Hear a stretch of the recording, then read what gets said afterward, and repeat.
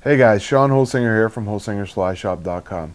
Bringing another fly tying pattern. This one's a really simple one, and it's one from a local guy here in my area from Pat Weiss, a great competition fisherman, incredible fly fisherman, and he keeps it simple. This is a very simple pheasant tail that uses bleached ginger pheasant tail. So here you're going to see a picture of it, then the material list to tie it.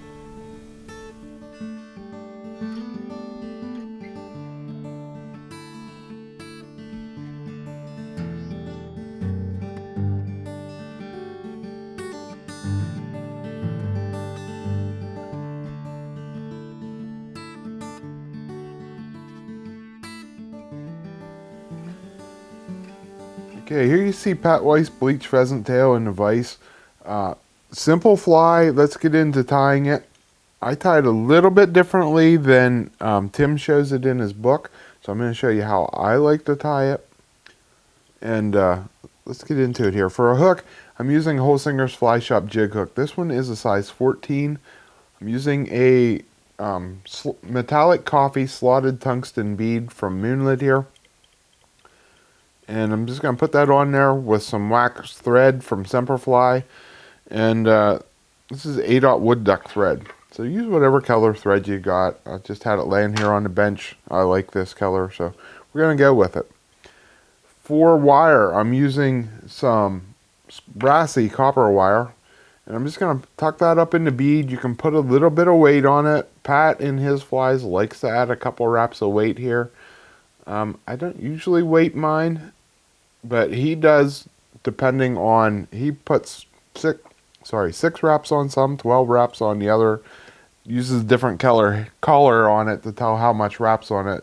He likes to have multiple weights. This is the part where I differ on how I tie it in the book. I'm using some bleached ginger pheasant tail, and what differs is how I tie it down. So I'm going to take about 6 strands of the pheasant tail here, pull it off, keep all the tips pointed the same length, so it's going to make a nice tail here. Tweak that a little bit there, I like that. I'm going to set that on top, get the tail about where I want it sticking off the back, and I'm going to tie that down. Okay, and let's look there. I'm going to shorten that just a hair. And once I get it where I like it, I'm going to wrap it back to the bend of the hook. Now, in Tim's book, what he does is he pulls the pheasant tail back over like this and he wraps it down. The way I started doing it, I think it might be a little quicker. I don't know. I just like I've been doing it this way and it works for me, so I've stuck with it. I'm going to wrap it right up to the bead, and then I'm going to wrap it back towards the tail. Just make nice side-by-side wraps. And once I get back out of that tail, I'm going to hold this up. I'm going to take my wire, and I'm going to wrap this down with the wire. Wrap that fiber down with the wire, kind of like you do a woolly bugger. Just wrap. And then wrap it up to that bead again and tie off your wire.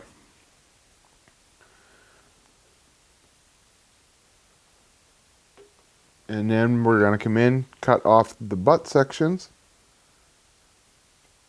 And there we have our body on this. Now, Pat, in the book there, he just ties it off right there, whip finishes it, and you're done. I'm going to add just a tiny little collar. I'm going to add some chocolate brown Prism. And I mean a tiny little collar here. Go very thin, just in case he says in the book about having a tuxedo look to it with light at the back, dark at the front. And in case you don't get that, this just gives you that look by adding a little bit darker color up there. So it gives you that nice dark to light blend. And whip finish it off and we are done. So I hope that little trick there I've been doing it and really like how it's turned out. It seems easy to me. And I like it. So I've been doing it more and more often.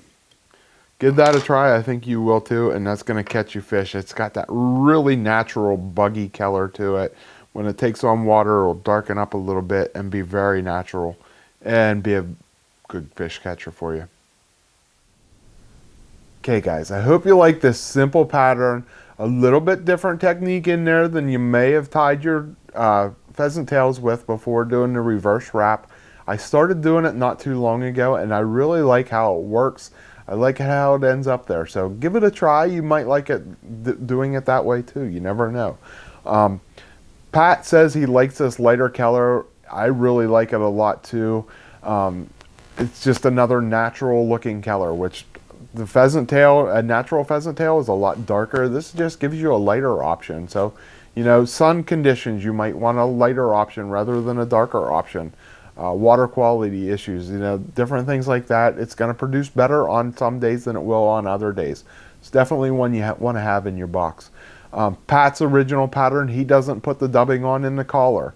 I just like it on there because if you read it in Tim's book where he talks about it, he wraps it where it starts out light and finishes it dark. Well, it doesn't always happen that way with a natural feather. Not all of them are going to wrap that way. So this way you end up just having that darker collar. I believe he called it a tuxedo look.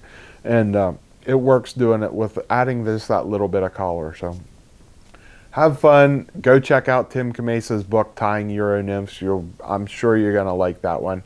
And you want me to tie any of these flies or any other ones, please email me at holsingersflyshop@gmail.com. I'd be more than happy to do that for you. And if you need any of the materials, you can find them at our shop at holsingersflyshop.com. So thanks for watching, guys. Until next week when I bring you another video, I'm Shawn Holsinger.